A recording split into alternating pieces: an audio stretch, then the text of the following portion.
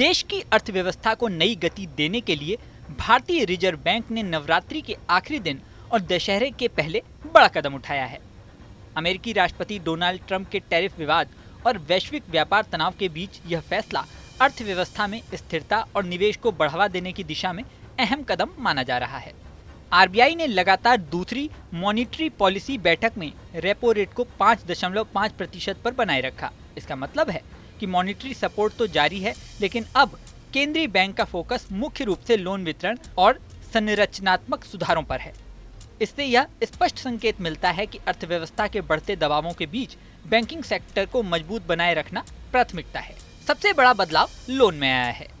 अब शेयरों के बदले बैंक लोन की सीमा 20 लाख रुपए से बढ़ाकर 1 करोड़ रुपए कर दी गई है। इसका फायदा रिटेल निवेशकों, एचएनआई और पूंजी बाजार में निवेश करने वाले कॉरपोरेट्स को मिलेगा।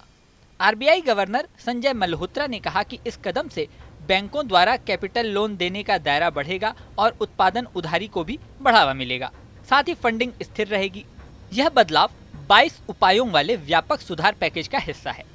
इसमें आईपीओ फंडिंग लिमिट को 10 लाख रुपए से बढ़ाकर 25 लाख रुपए करना और लिस्टेड लोन इक्विटीज पर लोन देने की नियामक सीमा को हटाना भी शामिल है। इन सुधारों का उद्देश्य फाइनेंस तक पहुंच को आसान बनाना और प्राइवेट सेक्टर की गति बढ़ाना है।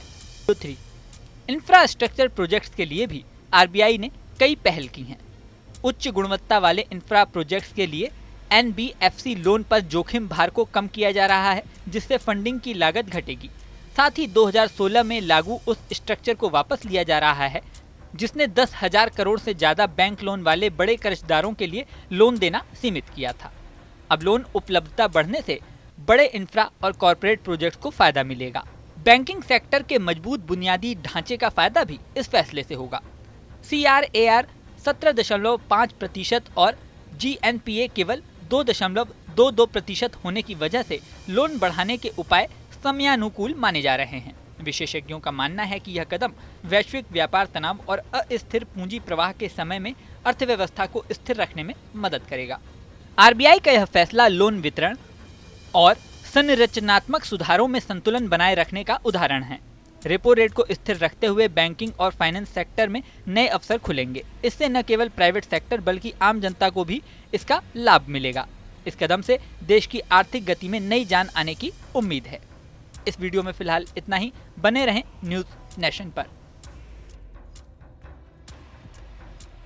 जहां भक्ति है हर शब्द में, कथाओं में छुपे हैं दिव्य रहस्य और ज्योतिष देता है जीवन को दिशा। धर्म से जुड़ी हर बातों को जानने के लिए हमारे चैनल स्तुति को सब्सक्राइब करें। चैनल पर जाने के लिए इस लिंक पर क्लिक करें।